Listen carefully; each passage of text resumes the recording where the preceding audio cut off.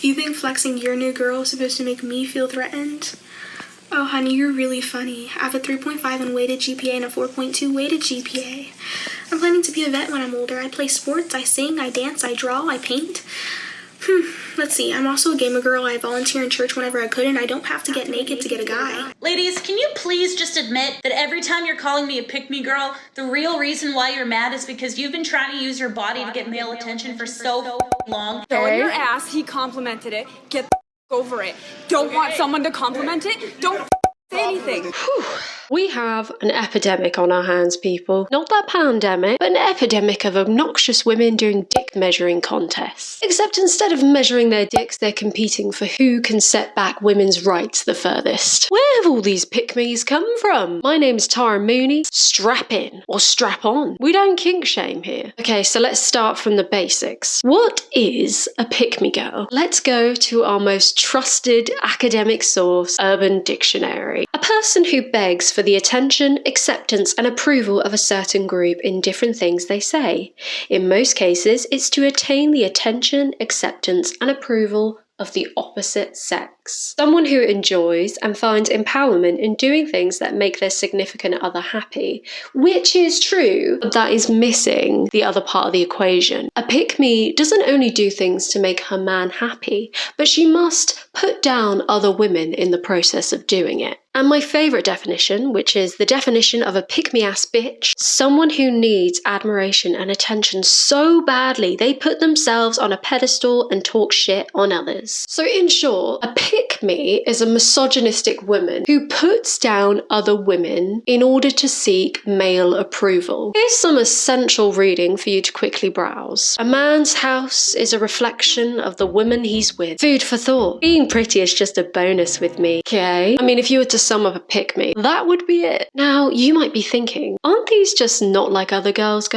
Or NLOGs? Now, if you aren't familiar with the I'm not like other girls meme, have you been on the internet? It's when a girl distinguishes herself as unique from all other girls. I hate hanging around girls because they start so much drama. Feminists make me embarrassed to call myself a woman. There's still women out there that don't want anything from a man. Not money, materialistic ass shit, nothing but trust, love, and affection. I'm her, she's me, I'm one of those women. 18k retweets, 40k likes. This is the world we live in, people. And this one, whew, brace yourself. We rejected men who were going to make us wives for guys who made us single mothers. Men are not trash, but our taste for men is trash. Dear men, we are sorry. This sounds a bit like a slam poem, like we rejected men who were going to make us wives for guys who made us single mothers. Men are not trash, but our taste in men is trash. Dear men, we are sorry. This must take so much energy. NLOGs do express internalized misogyny, as they describe women and girls as a monolith, and do often describe themselves as intellectually and morally superior.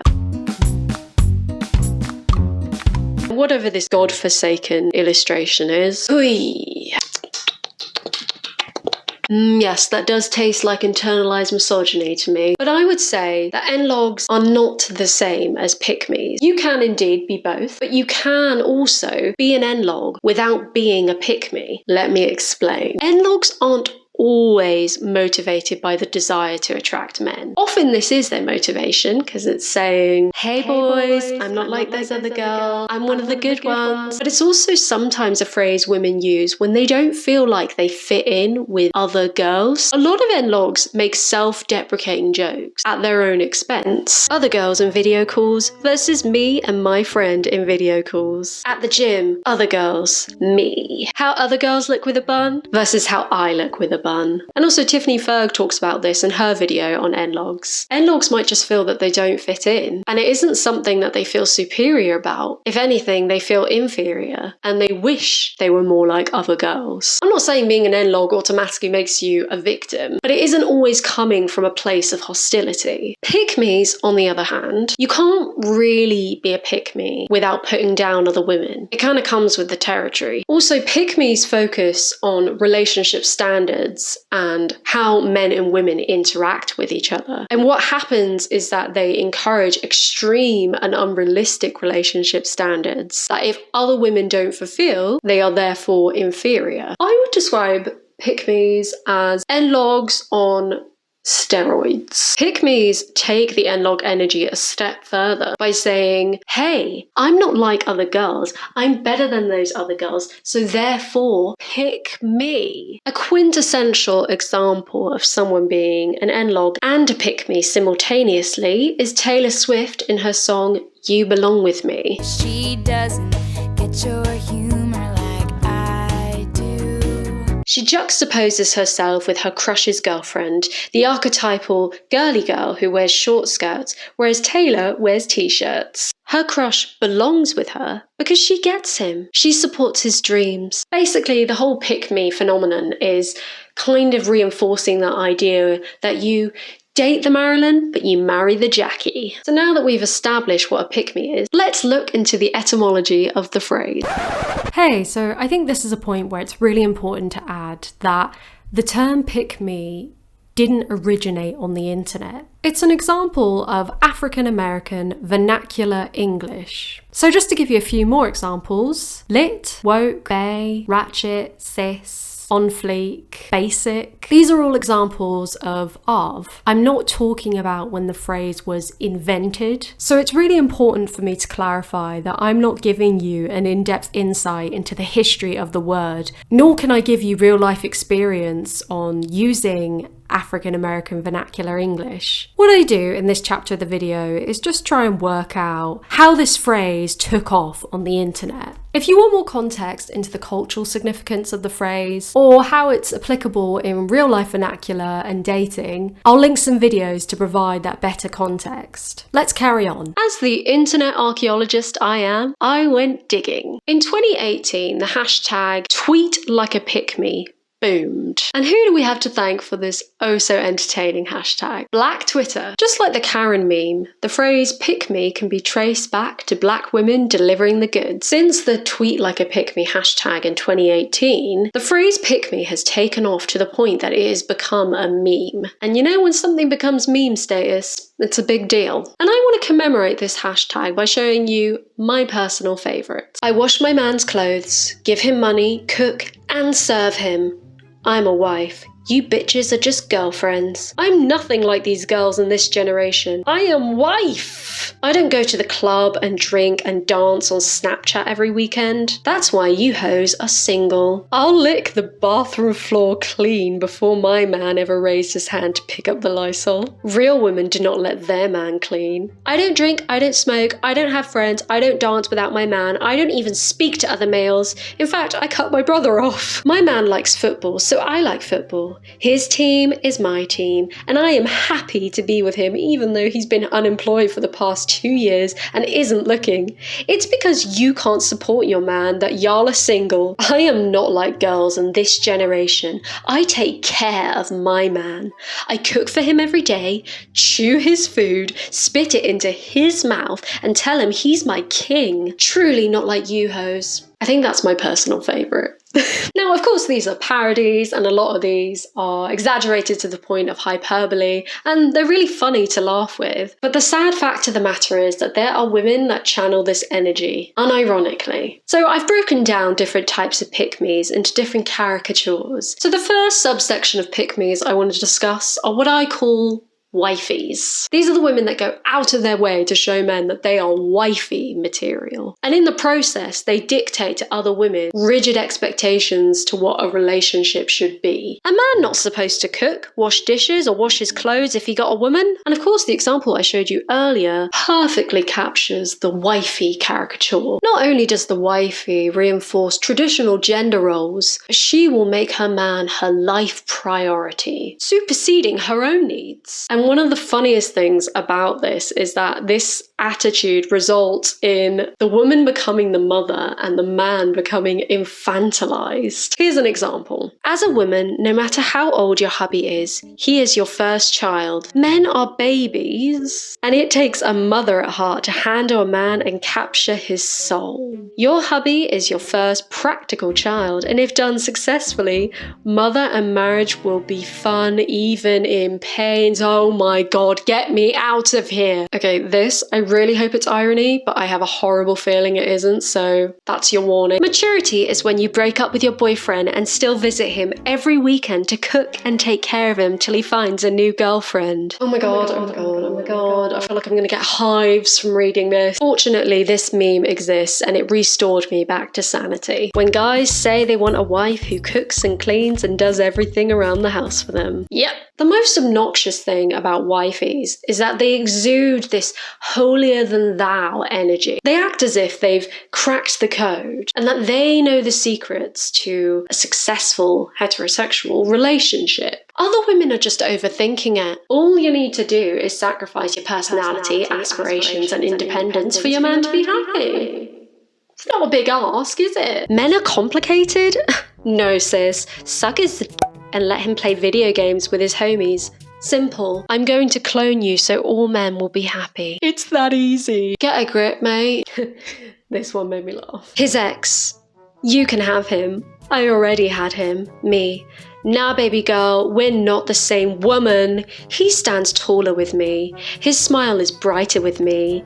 He has more stability with me. His spirit, his emotional presence. The man you once experienced is not the same man in my life. So yeah, you might have had him, but you'll never have him like I have him now. As I'm sure you can see, I've had a little costume and lighting change. I thought this top would be very fitting as a pick-me girl. Remember nice guys? Those guys who declared that they were nice rather than being genuinely kind people and therefore felt they were entitled to relationships? You might be wondering, aren't pick-me's just the female equivalent of nice guys? So why aren't they called nice girls? As a response, a subreddit called Nice Girls was started in 2011. It was an attempt to make the nice girl the direct equivalent of the nice guy. And the community blurb confirms this, as it literally says, if you swap the genders and it doesn't apply to nice guys, it doesn't belong here. However, the nice girl hasn't taken off in the same way that the nice guy archetype has. The thing is, in general, women don't respond to rejection in the same way that men do. Nice guys become nice guys because they feel entitled to women. It seems as if when women receive romantic rejection, they don't become nice girls, but instead they become pick-me's. Tracy Moore wrote in 2018, the difference is they didn't take it out on anyone. They just turned the toxic feelings on themselves. Because women generally lack the power to coerce men into relationships at will, the privilege to expect to the same degree, and are generally inclined to internalize self-loathing for their shortcomings. It's just less likely to manifest in violent demands, gross, oblivious sexual entitlement, or the kind of intimidation or clueless pestering that makes women actually fear for their bodily autonomy or their lives. So you don't get nice girls becoming violent or murderous as a result of her rejection, which we do have examples of for her male counterpart. So the rejected woman doesn't blame the guy. It's other women that are the problem. It's the girl who says, hey boys, I don't have these super high expectations of you. You're all I need. It disgusts me every time I hear girls talk about how expensive they want their engagement rings to be.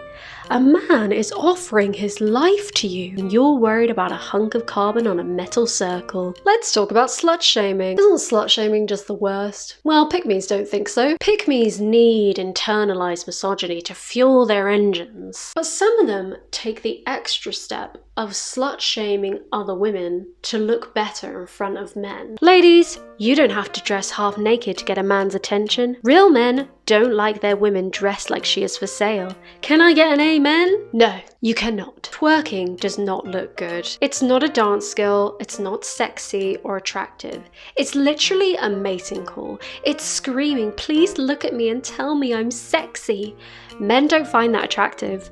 Ask any man if he would want their wife or girlfriend twerking and they'd tell you no. Listen, I also can't twerk, but instead of being bitter about it. I just cheer on my sisters that can and live vicariously through them. This made me cackle the first time I saw it. Oh my. One of the funniest things, well, not that slut shaming's funny, but one of the funny things about it is that people that do it seem to always have gross misunderstandings about biology. Also, who's putting their dick in an onion ring? Summer is coming to an end. You know what that means? All you half-naked hoes gonna have to find a personality. Okay. Everyone's into barely wearing clothes these days, huh? Not my style. I like to keep the good stuff covered up for one who matters. Okay, so this one, I don't want to say is my favorite, because obviously it's bad, but it's like the one that I found most amusing. 83-year-old Tinder granny, ready for love after decades of one-night stands. Except this woman posted it into a group called NCP, Nihilism, Cynicism, Pessimism. The future for all the ethots, dog mums, the I don't want kids bitches, the proud sluts of our generation. Haha. Die alone. This makes me genuinely sad. Like, imagine being so bitter that you get enraged by seeing a granny getting that nut. Granny, you get that D. Good for you. Also, dog mums, I feel personally attacked. Also, you say haha, die alone, I'm gonna have my dog, so my GF made an ugly Christmas sweater with all my ex's pictures on it. You are all so bitter. What a sad life. Dear Lord, what a sad little life, Jane. And boy, do pick-me's not like OnlyFans creators. Why are girls so defensive of OnlyFans? You're literally an online prostitute. It's not weird for a guy to be put off by that. Yous want to be treated like queens, but y'all also on there bouncing your ass and that for dollar? Sorry, I know this sounds ridiculous in my voice. I don't care if you do it, but stop getting mad when guys find it eternal. You get what you put out. If you're known for selling your body, you're gonna get men looking to use you for it. If you're known for being a nice, sweet, or intelligent girl, etc.,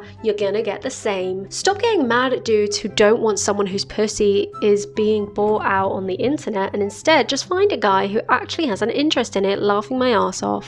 Ma'am, this is a Wendy's. The first part isn't necessarily wrong. If you personally don't feel comfortable dating someone who's a sex worker, that's valid. But to create this dichotomy between OnlyFans creators and nice girls, it's just such a myth. Women's sexuality isn't on this binary where it's like good girls, bad girls. People have varying boundaries and preferences and ways to express their sexuality. So who sets the standard? 100 years ago, showing your ankle was. It's just arbitrary nonsense. Let's be honest, that OnlyFans money got hoes thinking they hustlers. Ma'am, you're a prostitute. Not true, but even if you are a prostitute, that's fine as long as if you're consenting. Unsurprisingly, pick-me's are usually anti-sex work. Respect yourself or no one else will. I said what I said, unfriend me. Here's that attention you ordered. If you have our OnlyFans, you're not wife material, #period, #out of Facebook jail. After having babies, this is what I look like. I don't need to sell it on OnlyFans for an income or to receive validation.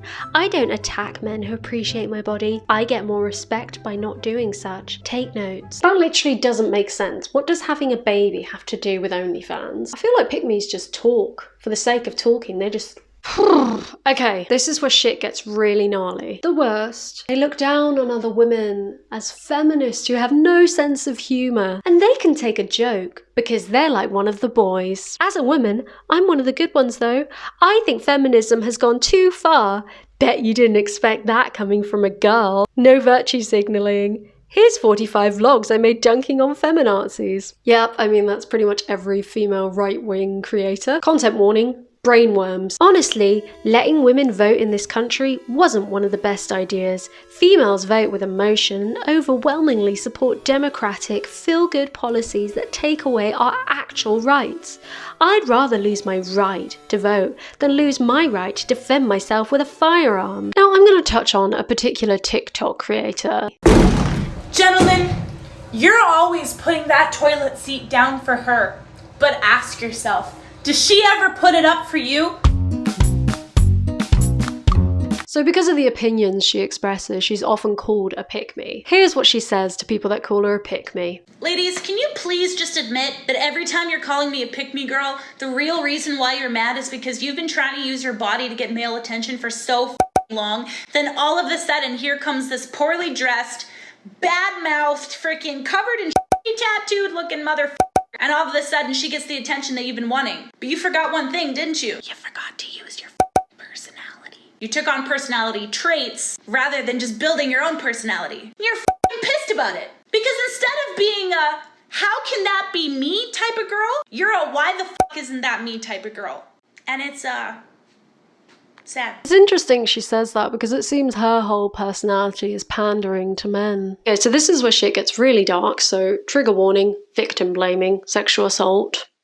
I might get cancelled for saying this, but at this very moment, I could not give a shit less. I am fucking tired of seeing these Instagram accounts and these Twitter accounts anonymously naming these men for rape. You know why I'm sick of it? Because those lists have been the reason for many a young boys to kill themselves because they haven't been true. But I'm even more fucking sick of those women being told, oh, you're so brave. Oh, all these women sharing, you're so brave. No, I'm sorry. You're not brave. You're a coward. You're a coward if you sit behind an anonymous social media account to list somebody's name with no proof, no police report, nothing. Real victims go to the police. Real victims make reports. Real victims stay away from their predators. Cancel me. I don't care. When you make an anonymous claim online with no police report, no nothing, I'm not entitled to believe you. And that's not victim blaming, that's liar shaming. Sorry, not sorry. I found a post on r/men's rights on Reddit and it honestly channels the exact same energy as this clip. If I was a man, I would have a girl sign a written contract every time we wanted to have sex. I wouldn't play that shit. If a girl can retroactively claim rape, even though she never said no and went along with the sex, I would never have sex, especially casual sex. How can you call someone a rapist when you never gave them any actual indication that you didn't want the sex? Are men supposed to be mind readers now? I'm as awkward and shy as they come. I'm not like other girls, I'm quirky. And I've always said no when I wasn't comfortable with sex. Women need to step the fuck up and stop victimizing themselves. And the title is A Woman Being Able to See Things from Our Perspective. This highlights a really important issue and thing that comes up in modern day misogyny. It's the false rape accusation argument, which is often used as a way to shut down discussions of women who have been sexually assaulted. Jordan Teresa did an amazing video recently all about modern day misogyny, and she has a whole section on the false rape accusation argument. I'll link the video in the description. I could make a whole video on the false rape accusation argument, but in short, women that spout this argument are hurting themselves and other women. It's very easy for a woman like this to be like, I'm shy, but I can still say no. She obviously has never been in a situation where she's feared for her safety. Sometimes saying no isn't an option. And even if it is an option, that no isn't always listened to. So these type of pick-me's are just a whole new level of dangerous. And I think they win the dick measuring contest of setting back women's rights. Victim blaming and shaming only creates an environment where victims feel unsafe to come out and seek help and justice. Whew. So that section was pretty heavy. Thank you for sitting through that. I know that wasn't easy. My costume is a rabbit woman, or a half rabbit, half pick-me. Yeah, thought it might brighten up the mood, get the bunny ears out, and also I'm filming this final part on Halloween. So what can we take away from the whole pick-me phenomenon? Just like NLOGs, it's another manifestation of internalized misogyny. What can we do about it? I think a good place to start is empathy. I'm sure at one point in our lives we've all been a pick-me, or at the very least been on the path to becoming one. You might still currently be one. It's not one of those things that's simply an internet phenomenon. It's reflective of a very real phenomenon. There's probably more pick-me's than there are those of us who would never want to be one. It's a natural response to the patriarchy, which I totally agree with. As girls, we are socialized to see other women as the enemy. I mean, you see it in media and the way that all coming-of-age films, there's a mean girl and a nice girl, or when two women are head-to-head battling it out to get the man. Just like the NLOG, when you're not feeling 100% in yourself, your natural inclination is to blame other people, perhaps other women. So I think a good thing to do would be to show pick-me sisterhood, to show them that other women aren't the enemy. Now this is a bit trickier when it comes to reactionaries. They're not necessarily here for a good faith debate. For those that are explicitly anti-feminist and victim blaming, it's probably a very difficult job NLOG to get through to them, but it still might be worth a try. But yeah, there's some food for thought there. Anyways, I think that's gonna wrap this video up. And I just want to say thank you so much for sitting through this video. I'm a small creator and this is a long video, so for you to take a chance on me and sit through this is really cool. I'm going to be making more commentary videos, so if you have particular topics that you would be interested in me covering, please share them in the comments. And on the topic of pick-me's and NLOGs, share your thoughts on that as well. Tell me if you agree with the points I've made, tell me where you think I've got it wrong. And since you've made it this far, maybe give the video a like and subscribe to my channel. I'm Tara Mooney, and I will see you in the next one. Bye bye. Bye bye now. Bye bye. Bye bye now.